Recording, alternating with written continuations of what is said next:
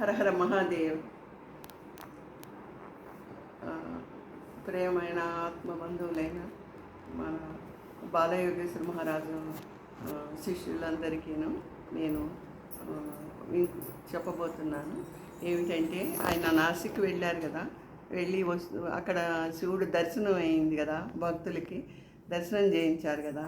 ఈయనే శివుడు, శివుడే ఈయన కదా, ఇద్దరు ఒకటే. అయితే అలా ప్రయాణం చేసి వస్తూ ఉన్నారు. తిరుగు ప్రయాణంలో కారులో వస్తున్నారు, ఆయన భక్తులు వస్తున్నారు.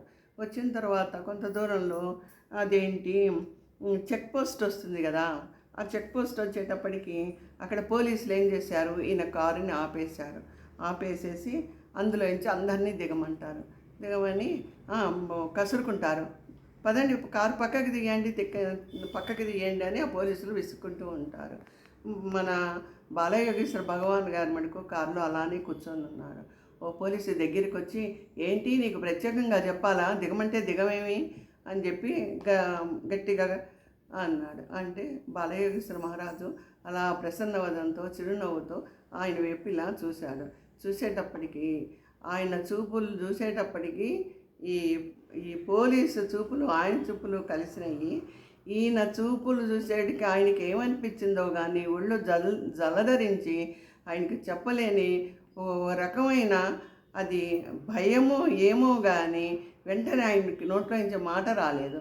మాట రాక దిగ్భ్రాంతి చెందిపోయి ఆ బాలయోగేశ్వర మహారాజుకి కాళ్ళ మీద పడి నమస్కారం పెట్టి, మహానుభావ మీరు ఇక్కడి నుంచి తొందరగా వెళ్ళండి అంటే ఆయనకి కడుపులో గడబిడ స్టార్ట్ అయ్యి అర్జెంటుగా మోషన్స్ పట్టుకున్నాయి అన్నమాట.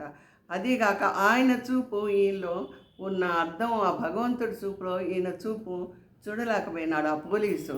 ఆయనకి తెలిసిపోయింది ఈయన ఎవరో మహానుభావుడని తెలిసిపోయి, ఇంకా అది ఆయన యొక్క తీక్షణాన్ని చూడలేక మహానుభావ వెళ్ళండి అని చెప్పేసి కాళ్ళ మీద పడి నమస్కారం పెట్టి ఆ పాట మన భగవాన్ గారిని పంపించేశాడు ఆ పోలీసు.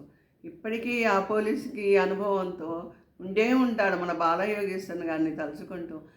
ఆయన దర్శనం చేసుకున్న వాళ్ళకి అనుభవాలు అంత తొందరగా పోవు, ప్రతి ఒక్కళ్ళకిను అవి కలుగుతూనే ఉంటాయి. నడయాడే శివుడు మనలో ఉన్నాడు ఆయన.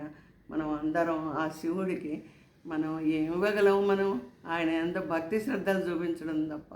గోదావరి నదికి వెళ్ళి గంగా నదికి వెళ్తాము, నీళ్ళు తెచ్చుకుంటాము, మనం స్నానం చేసి. ఒకళ్ళు సీసాతో తెచ్చుకుంటారు, ఒకళ్ళు పెద్ద డబ్బాతో తెచ్చుకుంటారు, ఇంకొకళ్ళు ఇంకంతకన్నా పెద్ద డబ్బాతో తెచ్చుకుంటారు. ఎవరికి కుదిరినట్టుగా, ఎవరి శక్తానుసారంగా వాళ్ళు నీళ్లు తెచ్చుకున్నట్టుగా, ఎవరి భక్తి భగవంతుడి మీద భగవాన్ మీద ఉంటుందో మన అలాగే ఆ గంగా నదికి వెళ్ళి ఎవరి శక్తానుసారం ఎంత తెచ్చుకుంటారో అట్లాగే ఎవరి శక్తి ఎవరికి ఎంత భక్తి ప్రపత్తులు వినయం ఉంటుందో దాని ప్రకారమే మనకు గురువు లభిస్తాడు. కానీ మన అదేంటి నా నగలను చూసి కాదు, నా పట్టు చీరను చూసి కాదు ఆయన కరుణించేది. భక్త కన్నప్పకి శివుడి మీద ఉన్నట్టుగా అంత భక్తి మనం అలవర్చుకోవాలి కదా. మనం శరణాగత వత్సలం అయితేనే మనకి గురువు లభిస్తాడు. అహంకారం చోటు ఉండనే కూడదు. మనం ఆయన మీద ప్రేమను భక్తిని పెంచుకోవాలి.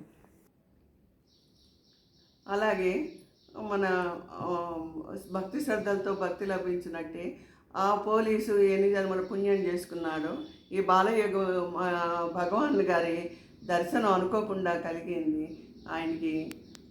నిజంగా ఆయన పురజన్మలో చేసుకున్న పుణ్యమే కదా.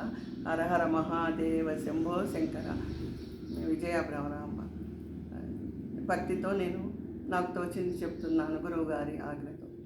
భక్తితో గురువుగారి ఈ అద్భుతాలన్నీ తెలిసినవి కనుక నేను చెప్తున్నాను.